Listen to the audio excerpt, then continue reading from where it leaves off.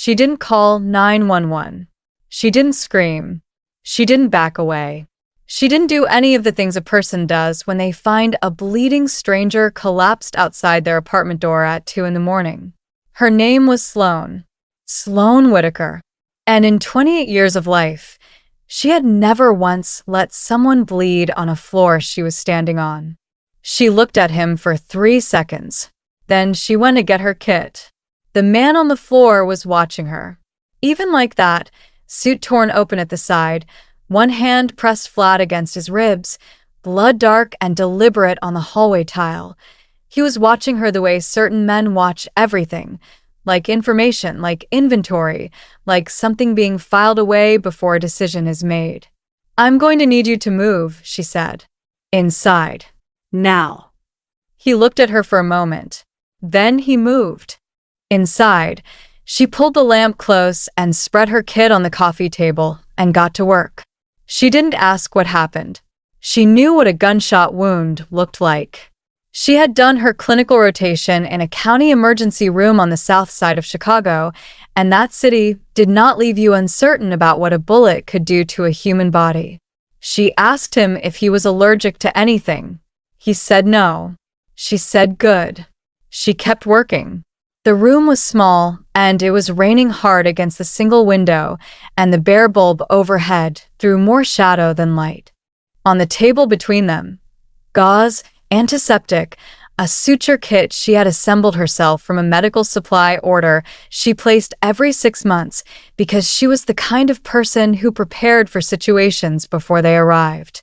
Bottles of medication, rolled bandages. Her hands, steady and sure, doing the thing they were trained to do. He watched her the entire time, not with gratitude exactly, with the specific, unbroken attention of a man who had spent a long time being the most dangerous thing in any room he entered, and had just found something he did not know what to do with. She finished. She sat back. She looked at him for the first time since she started. "You're going to be fine," she said, "as long as you don't do whatever you did tonight again within the next 10 days. He said nothing. "I'm going to take that as agreement," she said.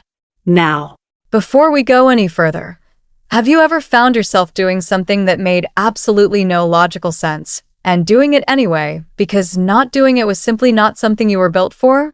Because that's what Sloane Whitaker just did." A nurse said. Double shift. 2 in the morning. A man with a gunshot wound and no name, and eyes like a closed door. And she got her kit. If you love stories about women who don't flinch, stories where the most powerful person in the room is not the one you expected, subscribe to this channel right now and turn on notifications. Because what Sloane does not know yet and what she is about to find out is exactly who she spent the night keeping alive. Nobody in that apartment was ready for what comes next.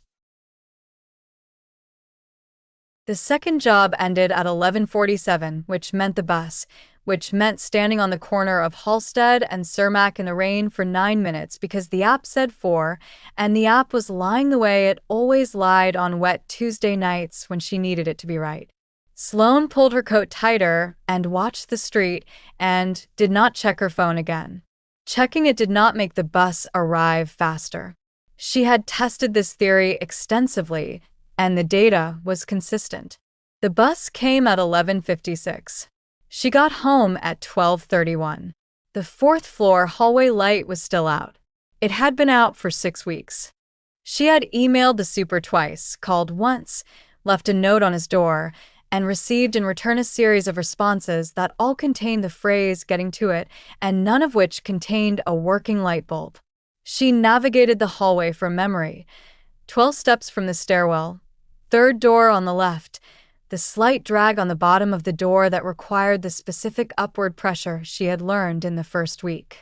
Inside, she hung her coat on the hook by the door, changed out of her scrubs, and stood in the kitchen for a moment in the dark before she turned the light on. The apartment was small, and it was hers. That was the relevant fact. She had arranged it with the particular precision of someone who could not control the hallway light or the bus schedule or the 6-week rotating waitlist for the nursing program she had been trying to enter for 18 months, but could control whether her medical textbooks were alphabetized by author, and whether her kit was fully restocked, and whether everything she needed was exactly where she had decided it would be. The kit lived under the bathroom sink in a soft-sided case she had assembled herself over 2 years. Suture materials, antiseptic, gauze in 3 sizes, a blood pressure cuff, 2 types of wound closure strips, gloves, a small bottle of lidocaine she had sourced legally and stored carefully, and a list of emergency contacts she had memorized but kept written down because memorization was not the same as documentation, and documentation was always the right answer. She was not a nurse. She was a nurse's aide, which meant she had the training and the instinct and 3 more semesters between her and the credential. But the kit did not know the difference, and neither did a wound at 2 in the morning. She made tea she did not drink, looked at the 4 unread messages from her mother she would answer tomorrow, and went to bed. Her phone said 1:04 a.m. when she turned off the light. At 1:58 a.m., she woke to a sound in the hallway that was not the building settling. She lay still for 3 seconds. Then she got up. He was on the floor outside 4C, which was the empty unit, which meant nobody had heard him come down the corridor or had heard whatever happened before he got there. He was large and dark-suited, and one hand was pressed flat against his left side with the specific, practiced pressure of someone who had done this before and knew exactly what it required. Sloane stood in her doorway in the dark and did the calculation. It was honest, and it was fast, and it went like this. Unknown man, apparent gunshot wound, no visible weapon, conscious, blood loss significant but not immediately fatal. Calling 911 would take 11 minutes minimum and would involve explanations she could not currently provide. The correct thing to do was call 911. She went and got her kit. She got him inside without asking whether he wanted to come inside, because he needed to come inside, and the question was therefore not useful. He moved with the controlled, costly effort of a man who is not going to let her see how much it cost. She noticed. She did not comment on it. She pulled the lamp close, spread her kit on the coffee table, and cut the shirt away from the wound. She asked if he was allergic to anything. He said no. His voice was even and dark, and she noted that he was watching her the way she watched patients, systematically, without expression, cataloging. She kept working. She cleaned the wound, assessed the depth, began closing. Her hands were steady. They were always steady. She had made them steady a long time ago because unsteady hands were a luxury that belonged to people who were not responsible for anyone else, and Sloane had been responsible for someone else since she was 19. He did not make a sound through any of it. When she finished, she sat back and looked at him directly for the first time. "You should sleep," she said. "I don't sleep in strangers' apartments," he said. "That's unfortunate," she said, "given the circumstances." He looked at her. Something moved in his expression that was not quite anything she had a name for. Then he closed his eyes. She repacked her kit, put on her coat, and sat at the kitchen table.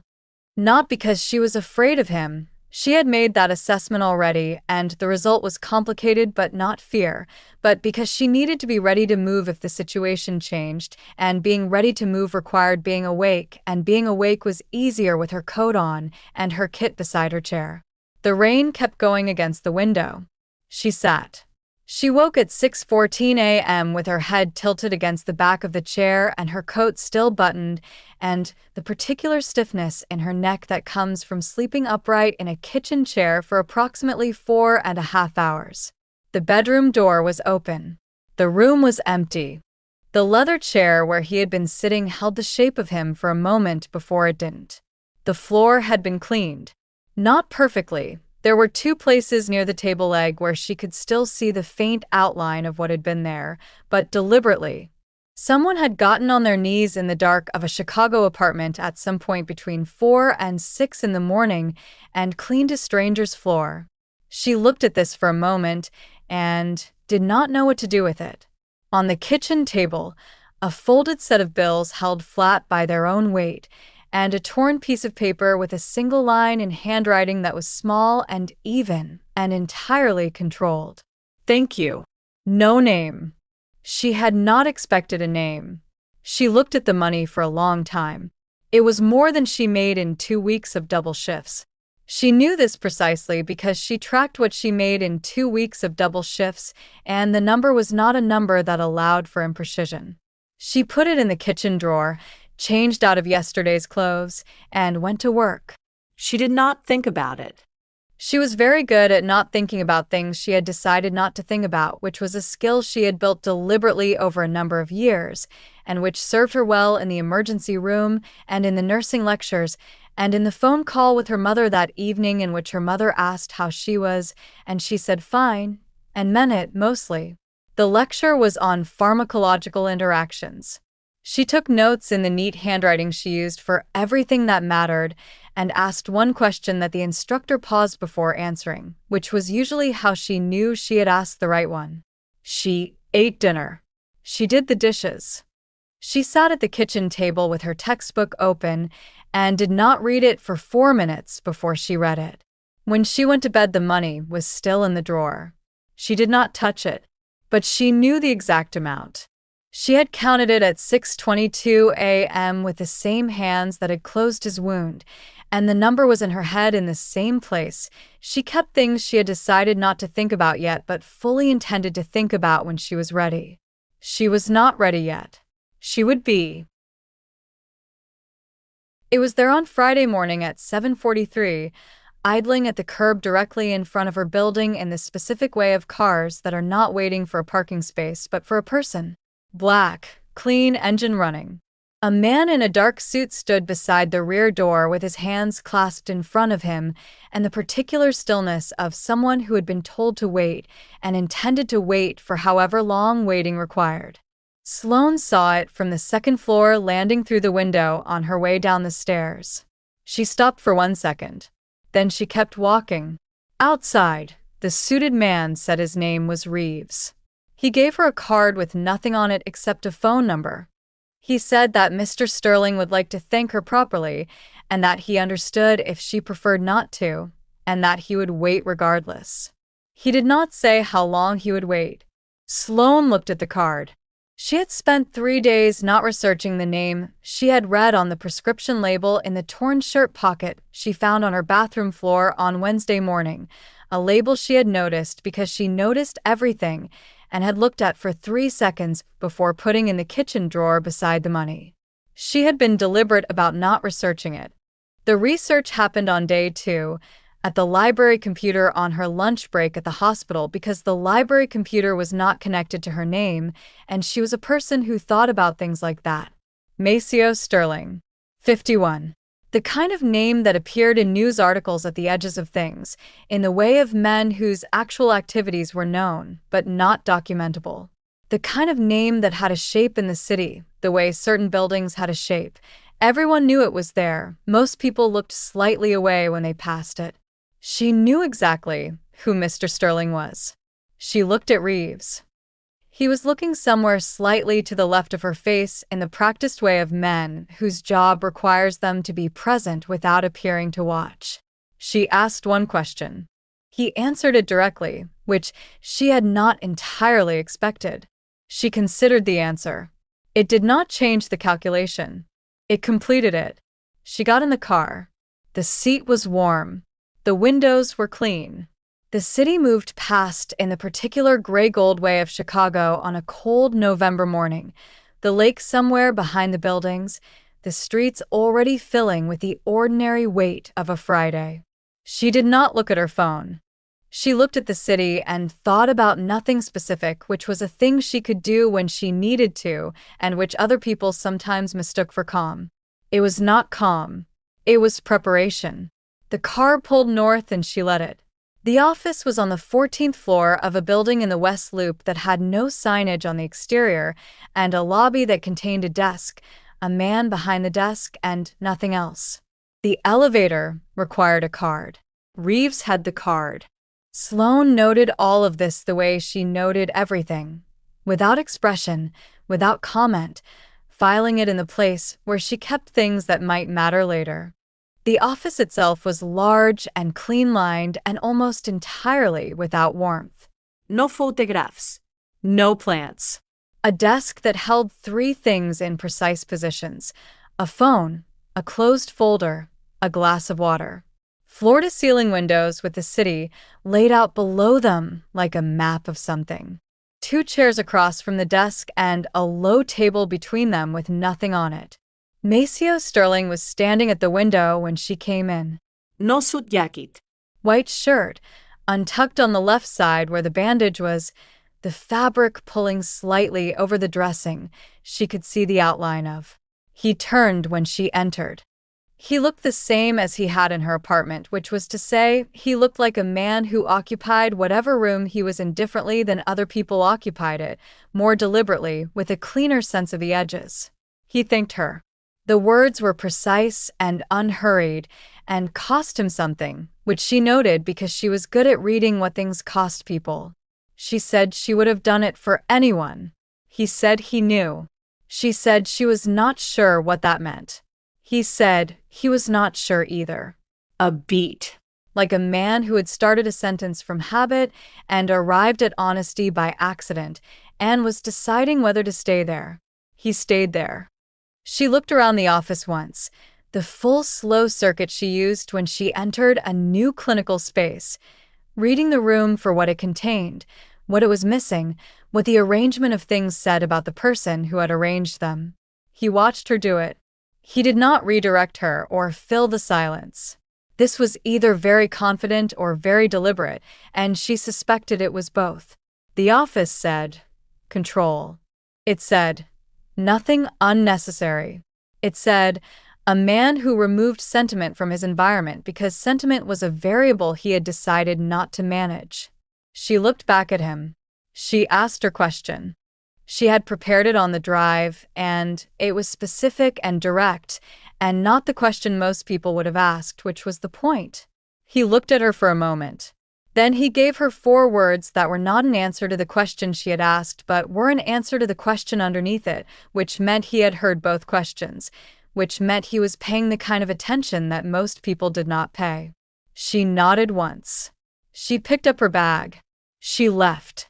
In the elevator going down, she stood very still and looked at the closed doors and allowed herself, briefly, to think about what those 4 words meant.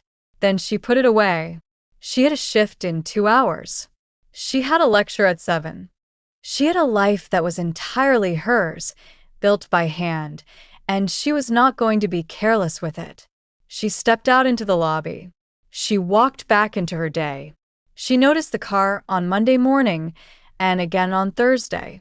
Both days were cold in the specific way of Chicago in November, when the wind comes off the lake and makes every exposed surface feel like a decision. Both days she walked past it without acknowledgement, which she suspected he already knew and which she suspected he respected, because a man who built his world on reading people would not miss the fact that she was reading him back. The message came through Reeves on a Wednesday. A name, a number, a 2-line note explaining that the advanced clinical program at Northwestern, the one she had applied to 3 times, the one with the 18-month wait list, the one whose coordinator had told her in September, kindly but finally, that the current cohort was full and the next opening was not guaranteed, had a place available, and she was being considered if she wished to be. She read the note twice. Then she wrote 1 line on the back of it and sent it back through Reeves. "I'd rather earn it."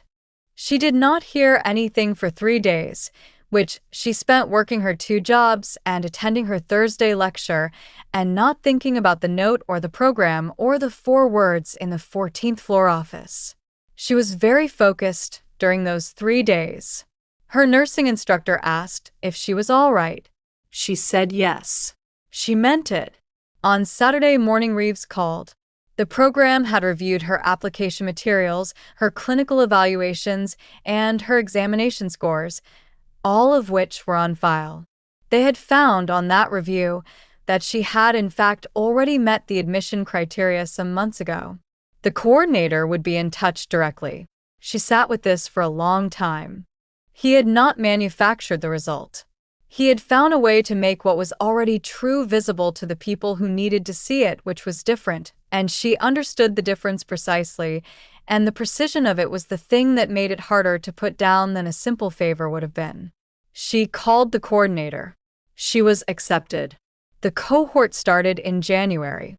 She sat at her kitchen table in the quiet of a Saturday afternoon and looked at the acceptance email on her phone and thought about a man who had cleaned her floor in the dark before he left, and about 4 words delivered to the specific question underneath the question she had asked, and about the difference between a door being opened and a door being revealed to have been unlocked the whole time. Then she picked up her phone and called Reeves. She said, "Tell him I want to talk." She hung up before he could respond. He did not call back. She had not expected him to. She had expected the car on Monday morning. It was there. The second meeting was on a Monday at noon, which she had requested specifically, because noon on a Monday was a time that belonged to her life and not to his, and she wanted him to come to her schedule for once rather than the other way around. He agreed without comment. She had expected negotiation, and the absence of it told her something. She filed away. Same office. Same city below the windows. He was seated this time, which she noticed, and which she suspected was deliberate, a small adjustment in the architecture of the room designed to make her feel less like a person being received and more like a person being met. She sat across from him and put her bag on the floor beside her chair and looked at him directly. She told him she knew who he was and what he did. She said this not as an accusation and not as a disclaimer, but as a statement of shared information. She knew, he knew she knew, and they were both going to stop pretending the conversation was happening in a context where that was not true. He said nothing. He was listening in the way he listened, completely without performing it. She said she was not afraid of him. She suspected he already knew this. She said she was also not naive, which she suspected he was somewhat less certain of, and that the distinction mattered to her. Whatever this was, she did not gesture between them. She simply let the phrase sit in the air and mean what it meant. She would not participate in it from behind a managed distance. She had spent enough of her life managing distances. She was not going to do it with him. If he wanted her in his world in any capacity, she said, he had to let her see it clearly. Not a version of it. Not the parts that had been arranged for presentation. She was a nurse's aide. She had worked overnight shifts in a county ER on the south side of Chicago. She had sat with people in their worst moments, and she had not looked away from any of them, and she was not going to start looking away now. Maceo looked at her for a long time. Then he said, "You should be afraid of me." She said, "I know." He said, "Most people are." She said, "I know that too. That's your problem to manage, not mine." Something moved in his face. It started as nothing and almost arrived somewhere and then stopped, which she had come to understand was the closest he got to a smile when he was not ready to commit to one. She filed it. She had been filing them since the apartment, and she had 4 now, each slightly different, each costing him something slightly different. She picked up her bag. She stood. He said her name. Just that. Her name, the way someone says a word they have been turning over and are finally saying out loud. She looked at him. He said, "Same time next week." It was not a question. She had not expected it to be. "I'll think about it," she said. She was back the following Monday at noon. It was a Tuesday evening in December, 6 weeks after the first meeting, when a man she had never seen before was waiting outside the entrance to her building. He was not threatening in any visible way. He was medium height, unremarkable coat, hand in his pockets, standing with the casual patience of someone who had been there for a while and intended to remain. He said her name when she approached. He said it correctly, both syllables, which people often got wrong, and which told her he had been briefed. He said he wanted to pass on a message. He said it in the pleasant, conversational register of someone delivering information that was not, in itself, a threat, but which existed in a context that made the absence of threat feel like a courtesy extended before a decision had been made. The message was this: she had been noticed. Her schedule was known. Her program at Northwestern, her 2 jobs, her building, her mother's address in Evanston. He said this not aggressively but comprehensively, the way a doctor recites symptoms to demonstrate that the full picture had been seen. He said, "Some associations carry costs." He hoped she understood. He wished her a good evening. He left. Sloane stood on the pavement outside her building for approximately 30 seconds. The cold came off the lake in the specific way it did in December, which was to say it came from everywhere at once and had opinions about every exposed surface.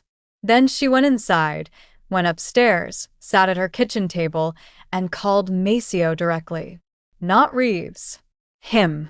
She had the number because he had given it to her on week 3 without explanation, and she had stored it without comment.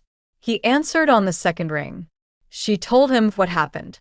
She told it the way she told him everything, flat, sequenced, without editorializing.